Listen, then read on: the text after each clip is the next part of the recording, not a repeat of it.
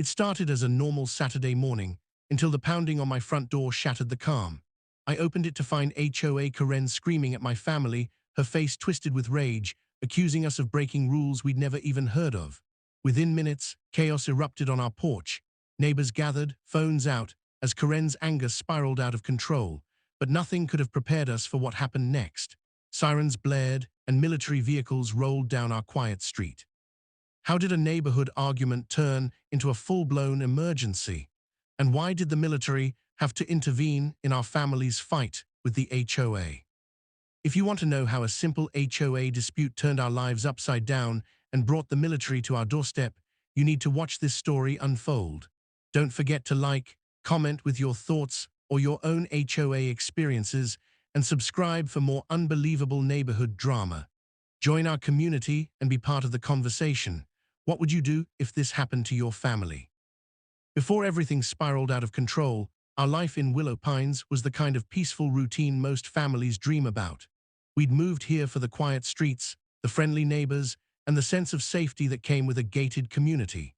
My wife, Melissa, loved tending to her flower beds in the front yard, and our two kids, Ava and Lucas, spent their afternoons riding bikes up and down the cul-de-sac, waving to the same faces every day.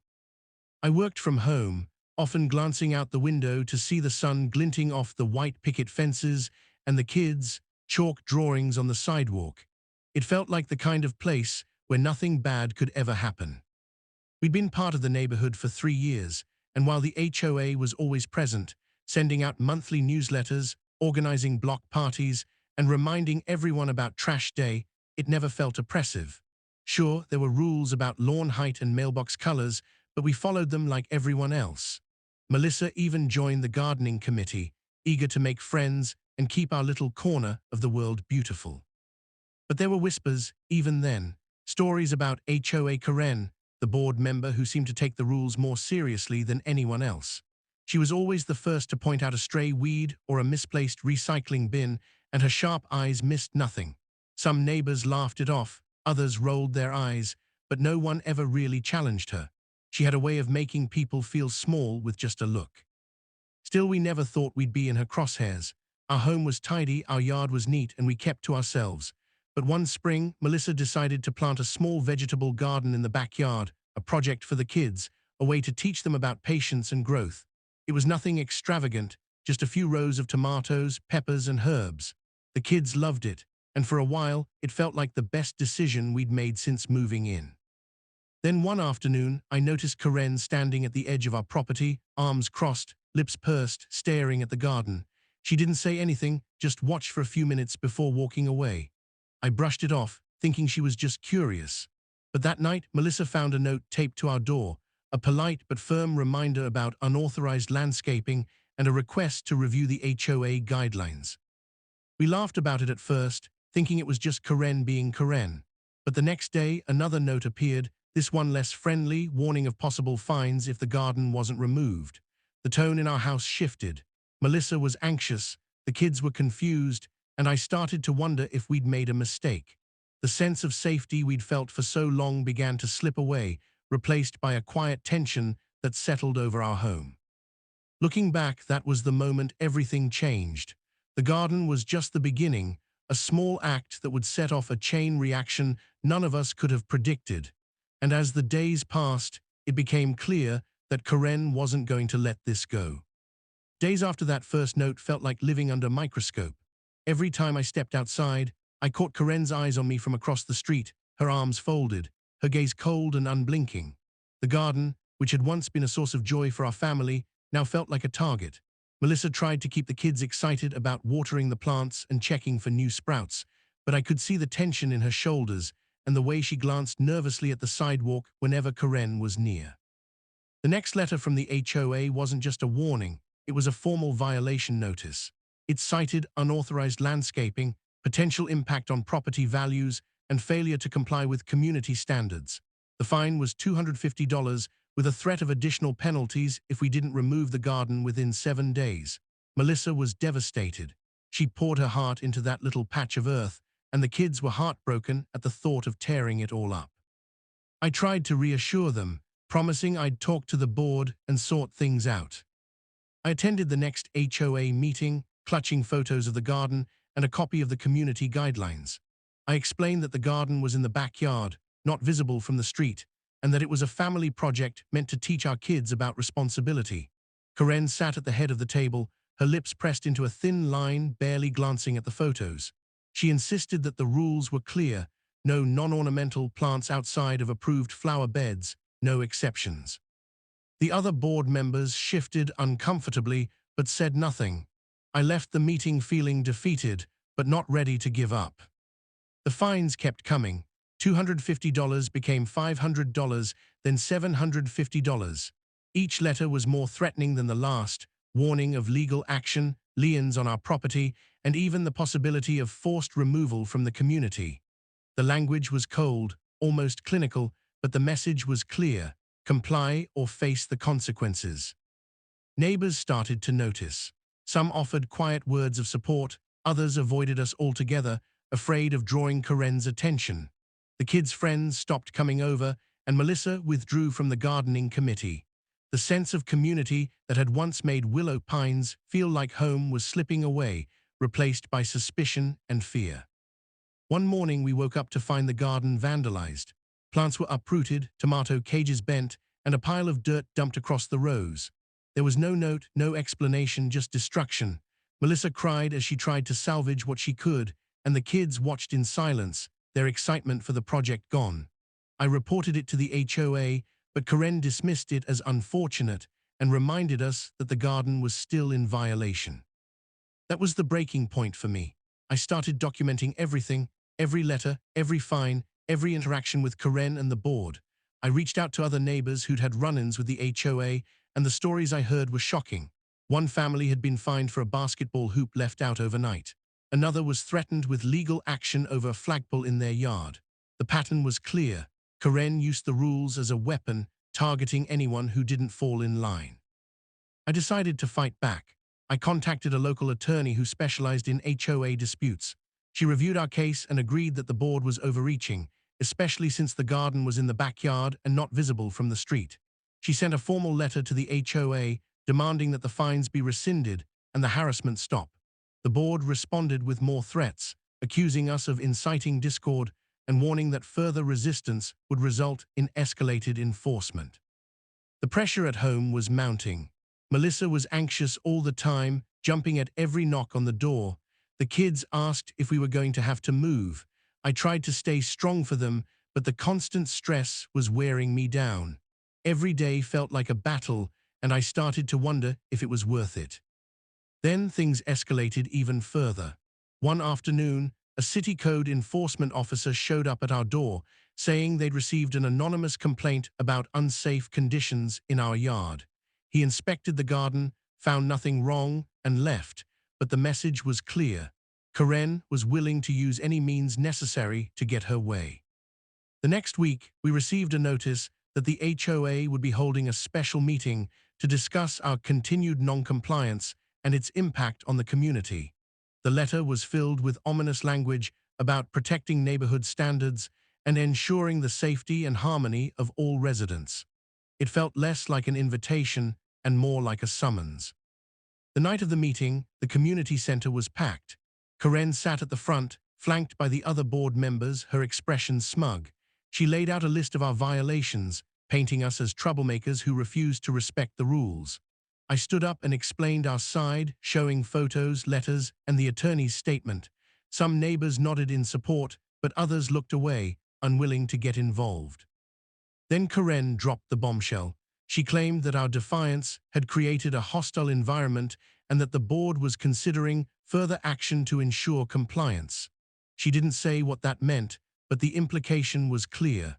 The meeting ended in a tense silence, and we left feeling more isolated than ever.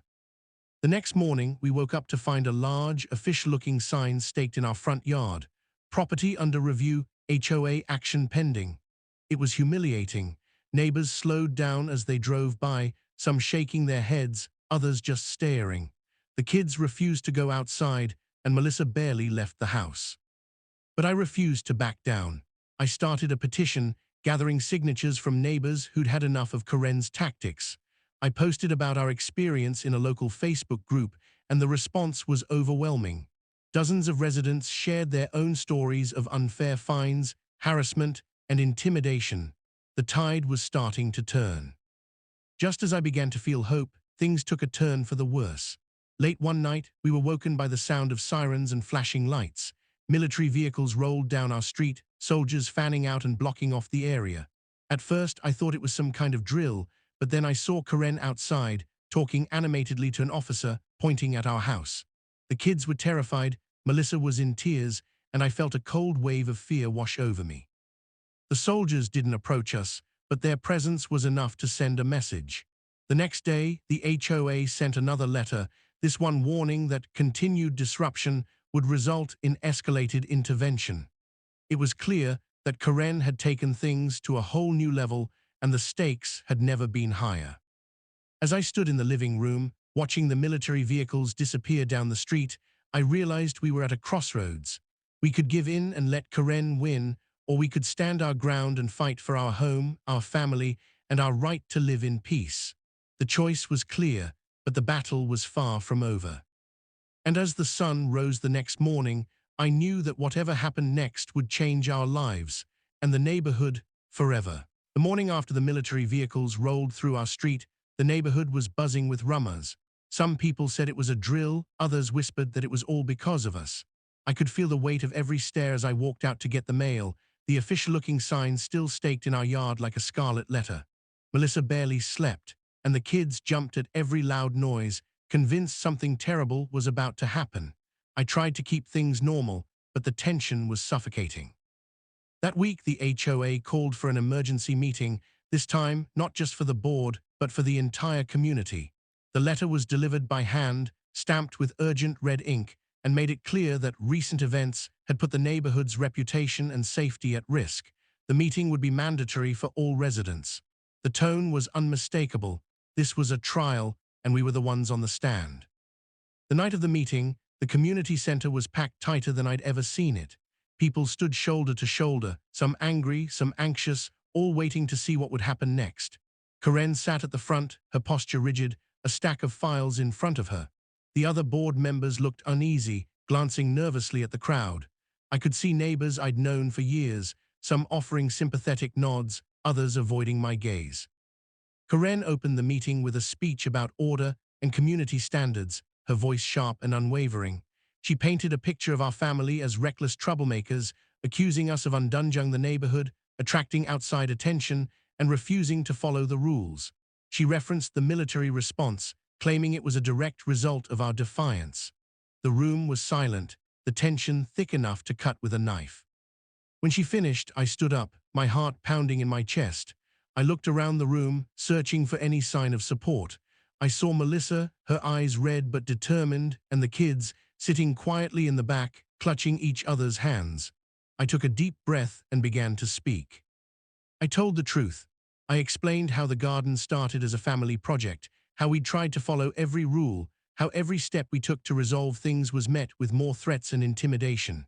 I described the vandalism, the fines, the sleepless nights, and the fear that had crept into our home. I held up the stack of letters, each one more aggressive than the last, and read out the threats of legal action, liens, and forced removal. Then I did something I hadn't planned. I pulled out the petition I'd started, the one with dozens of signatures from neighbors who'd faced similar harassment. I read some of their stories about basketball hoops, flagpoles, even a child's lemonade stand that had been shut down. I could see heads nodding, people murmuring in agreement. The mood in the room began to shift. But Karen wasn't finished. She stood up, her face flushed with anger, and accused me of inciting rebellion and undermining the authority of the HOA. She waved a letter from the HOA's attorney, threatening immediate legal action if we didn't comply. She demanded that the board vote to impose the maximum penalties, including a lien on our home and possible eviction.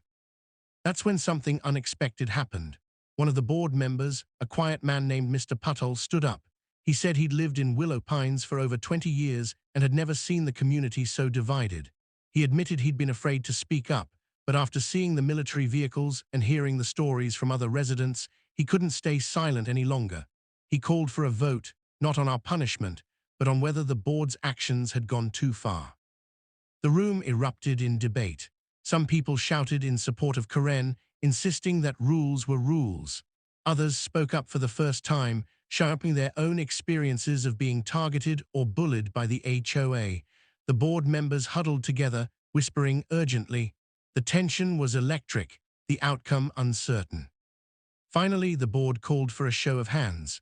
One by one, people raised their arms, first a few, then more, until the majority of the room was in favor of reviewing the HOA's enforcement policies and suspending all actions against our family. Karen's face went pale as she realized she was losing control. She tried to argue, but the board overruled her, announcing that an independent committee would be formed to investigate the HOA's practices and that all fines and threats against us would be put on hold. The sense of relief was overwhelming. Melissa burst into tears, and the kids hugged each other, finally able to breathe. Neighbors who had once kept their distance came up to shake our hands, some apologizing for not speaking out sooner. The atmosphere in the room shifted from fear to hope, as if a weight had been lifted from everyone's shoulders. But as the meeting ended and people began to file out, Karen remained at the front, her eyes burning with resentment. She gathered her files and stormed out, refusing to speak to anyone. The board members looked shaken, but also relieved, as if they too had been freed from her grip. As we walked home that night, the street felt different. The official sign was gone from our yard, and for the first time in weeks, the house felt like a safe place again. But I knew the fight wasn't truly over. The committee still had to do its work, and Karen was unlikely to give up quietly. The scars of the conflict would take time to heal, and the neighborhood would never be quite the same. Still, as I tucked the kids into bed and sat with Melissa on the porch, I felt a sense of vindication. We had stood up to the abuse of power, and the community had finally found its voice. The battle had been brutal, but we had survived. And as the night settled over Willow Pines, I couldn't help but wonder, what would happen the next time someone challenged the rules? Would the community remember this moment, or would fear and silence return? The answer, I realized, would shape the future of our neighborhood, and maybe even inspire others to stand up for what's right. In the days that followed the emergency meeting, the atmosphere in Willow Pines shifted in ways both subtle and profound. For the first time in months, I woke up without a pit in my stomach, and the house felt lighter, as if a storm had finally passed. Melissa moved through her morning routine with a new sense of calm, and the kids, sensing the change, were back to riding their bikes and laughing with their friends. The official sign was gone from our yard, and the garden, though battered, still stood as a symbol of everything we'd fought for. But the scars of the conflict lingered. There were still moments when I'd catch Melissa glancing nervously out the window, or the kids would ask if the lady with the clipboard was coming back. The mailbox, once a source of dread, now brought only the usual bills and flyers, but every time I opened it, I half expected another letter from the HOA. The fear didn't vanish overnight. It lingered, a reminder of how quickly a sense of safety can be shattered. The board, shaken by the public backlash and the overwhelming support for change, moved quickly to repair its image. Within a week, they sent out a letter to every homeowner, announcing the formation of an independent committee to review all enforcement policies and investigate past complaints. For the first time, residents were invited to participate in open forums, to share their stories, and to help shape the future of the community. The meetings were sometimes tense, but they were honest, and for the first time, it felt like the board was actually listening. Karen, once the unchallenged enforcer of the rules, was noticeably absent from these gatherings. Rumor had it she was considering stepping down, though she never made a public announcement. The rest of the board, perhaps sensing the shift in the wind, became more transparent, publishing meeting minutes and responding to questions in a timely manner. The fines that had once been handed out so freely were now rare, reserved for only the most serious violations. The board even created a new committee, made up of regular homeowners, to review any future disputes before action was taken. The changes didn't happen overnight, and not everyone was happy. There were still a few who grumbled about troublemakers and softening standards, but the majority seemed relieved. The sense of fear that had once hung over the neighborhood began to fade, replaced by a cautious optimism.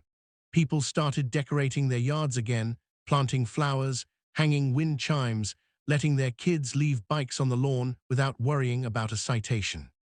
The community, once fractured by suspicion and resentment, slowly began to heal. For our family, the impact was profound. The anxiety that had haunted our home was replaced by a quiet pride. We stood up to the board and won, but more importantly, we'd shown our children what it meant to fight for what's right. They asked more questions now, wanted to know about rules and fairness, about why some people abused power and how others could stop them.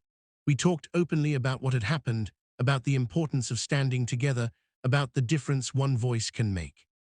The garden, once a source of conflict, became a symbol of resilience. Every time I looked at it, I remembered the nights spent poring over documents, the fear of losing our home, the relief when the board finally backed down. I remembered the neighbors who had spoken up, the attorney who had fought for us, the strangers who had sent messages of support. I realized that our story wasn't unique, that all over the country, families were facing the same battles, the same threats, the same abuse of power. And I realized that by telling our story, by refusing to be silenced, we'd become part of something bigger. The story spread beyond Willow Pines. Local news outlets picked it up, running headlines about homeowner stands up to HOA and wins. I was invited to speak at a city council meeting where I urged leaders to review HOA regulations and protect homeowners from overreach. Other families reached out, sharing their own stories, asking for advice, offering solidarity. It was humbling and a little overwhelming to realize how many people were struggling with the same issues. But the most important change was closer to home. Our relationships with our neighbors deepened. We started hosting barbecues again, inviting old friends and new faces alike. The kids played together in the street, their laughter a reminder of what we'd almost lost. The sense of community that had once drawn us to Willow Pines was back, stronger than before, forged in the fire of shared struggle. Of course, there were still challenges. The board was still there, and the rules hadn't disappeared. But now, there was a sense of balance, of accountability. People felt empowered to speak up, to question decisions, to demand fairness. The fear that had once kept everyone silent was gone, replaced by a sense of ownership and pride. Looking back, I realized that the real victory wasn't just keeping our garden or avoiding a lien on our home. The real victory was reclaiming our sense of agency, our right to belong, our belief that ordinary people can make a difference. We faced down a system designed to intimidate and control, and we'd come out stronger on the other side. Sometimes late at night, I'd walk out to the yard and stand beneath the stars, listening to the quiet hum of the neighborhood. I'd think about everything we'd been through, the fear, the anger, the exhaustion, and I'd feel a deep sense of gratitude. Not just for the outcome, but for the journey, for the lessons learned, for the community we'd helped rebuild. The story of our fight with the HOA became a kind of legend in Willow Pines, a cautionary tale and a rallying cry. New families moving in would hear about it, and some would come by to ask for advice or just to say hello. I always told them the same thing: don't be afraid to stand up for what's right. Don't let anyone make you feel powerless in your own home. And remember, you're not alone. As the seasons changed and the years passed, the garden grew taller, its roots deeper, its branches reaching for the sky. It became a living reminder of what we'd fought for, not just a patch of land, but a place to call home, a community worth protecting, a future worth believing in. And so, if you ever find yourself facing an unfair rule, a petty authority, or a challenge that seems too big to overcome, remember our story. Remember that change is possible, that courage is contagious, that one voice can inspire many. The fight may be hard, the cost may be high, but the reward, the chance to live with dignity, to belong, to make a difference, is worth every struggle. What would you risk to protect your home, your family, your community? And what kind of legacy do you want to leave behind? Sometimes, all it takes is the courage to say enough, and the willingness to stand your ground, no matter the odds.